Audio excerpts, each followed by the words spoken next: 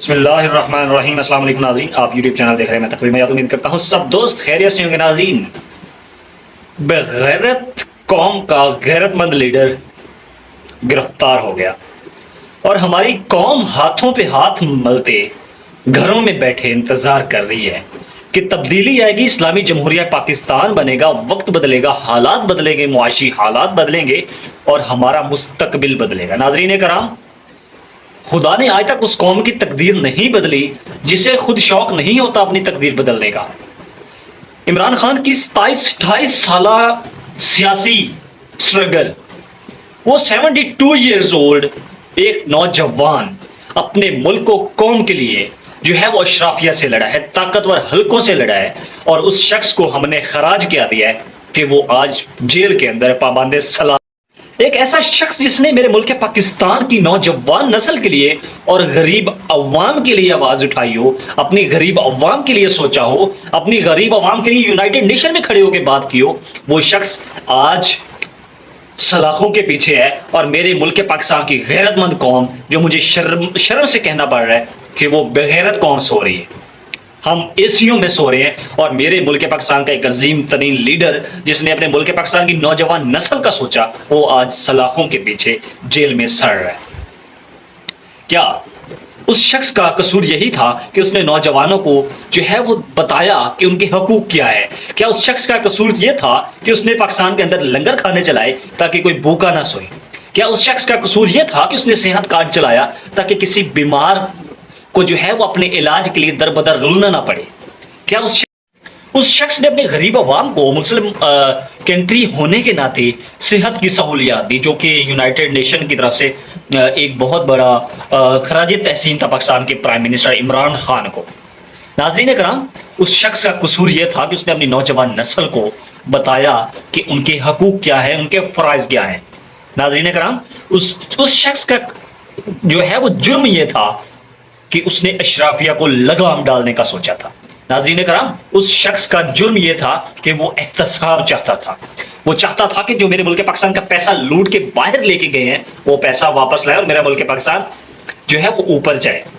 اس شخص کا قصور یہ تھا کہ وہ اپنے عوام میں گھومتا تھا، وہ اپنی عوام کے ساتھ غداری نہیں کرتا تھا۔ اس شخص کا قصور اتنا تھا کہ وہ ابسلیوٹلی ناٹ کہتا تھا۔ اس شخص کے ساتھ جب یہ کہا گیا کہ آپ اڈے دیں گے تو اس شخص نے کہا کہ میں اپنی پاکستانی عوام کو کبھی بھی جو ہے وہ کسی اور ملک کی جنگ میں نہیں گھسیڑوں گا۔ ناظرین کرام، ایک ایسا شخص جس نے دنیا میں شہرت دیکھی ہو، پیسہ دیکھا ہو، فیم دیکھا ہو، وہ اپنے ملک پاکستان کی عوام کے لیے آخر اتنا ہی خیر خواہ کیوں ہے؟ ایک ایسا شخص جو پاکستان کی عوام کو شوکت خانم ہاسپٹل جیسی عظیم ترین سہولیات دیتا ہو، وہ اس ملک کا غدار ہے۔ ناظرین کرام، اس نے کینسر کے مریضوں کو فری علاج کے لیے شوکت خانم کینسر ہاسپٹل دیا، القادر یونیورسٹی دی، نمل یونیورسٹی دی۔ اس نے امریکن سسٹم کو پاکستان کے اندر ایجوکیشنل سسٹم کو جو ہے وہ لانچ کروایا کہ آکسفورڈ کی ڈگری آپ پاکستان میں بیٹھ کے لے سکتے ہیں۔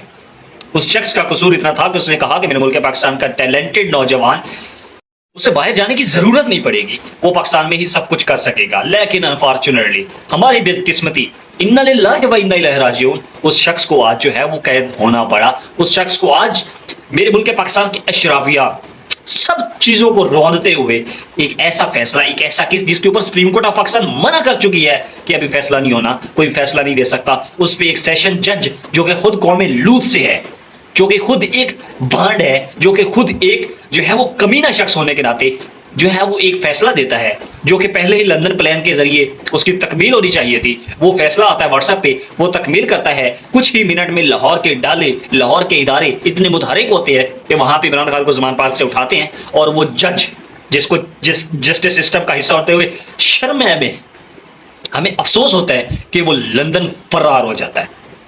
ناظرین کرام، ابھی میرے ملک پاکستان کی عوام نے خوب پروٹیسٹ کیا، لیکن کیا اس پروٹیسٹ سے کام چلے گا؟ پوری قوم کو نکلنا پڑے گا۔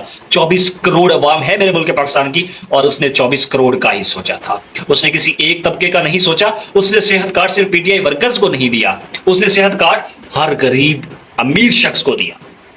ناظرین کرام، آج میرے ملک پاکستان کی طاقتور حلقے جو ہیں وہ اس کو ناکام کرنے کے چکروں میں، اور جو اس کی گرفتاری کے حوالے سے بتایا جا رہا ہے کہ اس کی فرنٹ گیٹ سے بھی لوگ نہیں آئے، عقبی دروازے سے مسلح افواج آئی ہیں اور اس کو جو ہے وہ گھروں کے شیشے، دروازے، کھڑکیاں توڑی ہیں، اور اس کو جو ہے وہ جب اٹھ کے آیا تو اس نے کہا کہ مجھے جو ہے وہ آپ پرامن طریقے سے پروٹیسٹ جو ہے وہ گرفتار کریں، لے چلے، میں آپ کے ساتھ جانے کو تیار ہوں، لیکن اس طریقے سے کا مال نہ کریں۔ تو جب یہ پروسیجر ہو رہا تھا 10-15 منٹ میں، یہ جب وہ کپڑے وغیرہ چینج کر کے آئے ہیں اٹھ کے، تو ایک نوجوان کی، ایک شخصیت کے پیچھے سے آواز آئی ہے کہ اس کے ساتھ، تب وہ جو ہے وہ مسلح شخص نے عمران خان کو گھسیٹا، بدتمیزی کی۔ ناظرین اگر اب وقت ہے میرے جوڈیشل سسٹم کا، طاقتور حلقوں کا اور وکلاء کا اور ہم سب کا، میری نوجوان نسل کا، ایک ایسا شخص جس نے ہم سب کے لیے، ہم سب کے لیے، آپ کے لیے بہت کچھ کیا، سب کچھ اس نے اپنا کھویا، کیا ہم اس کے لیے آواز اٹھا سکیں گے؟ کیا ہم اس کے لیے احتجاج کر سکیں گے؟ ابھی وقت ہے، نکلو۔ ابھی عمران ریاض بھی ایک ذرائع کے مطابق جو ہے وہ ایک رپورٹ کے مطابق بتایا جا رہا ہے کہ امریکہ کے حوالے عاصم منیر نے کر دیا۔ اب عاصم منیر لا لگے یا ماشاء اللہ لگے، ہمیں اپنے حقوق کے لیے نکلنا ہوگا، ہمیں وکلاء برادری کا ساتھ دینا ہوگا۔ اعتزاز احسن صاحب، لطیف کوثر صاحب، آپ سے درخواست ہے کہ آپ ملک پاکستان کے عظیم مایہ ناز وکیل ہیں، اور آپ سے امید ہے کہ آپ عمران خان کی رہائی کے لیے جو ہے وہ اچھے اقدامات کریں گے۔ ناظرین اگلے ویلاگ میں کچھ اہم ڈیٹیلز ڈسکس ہوں گی۔ اللہ پاک میرے ملک پاکستان کا، عوام کا اور ملک پاکستان کے عظیم ترین لیڈر عمران خان کا حامی و ناصر، اللہ پاک اس کی حفاظت فرمائے۔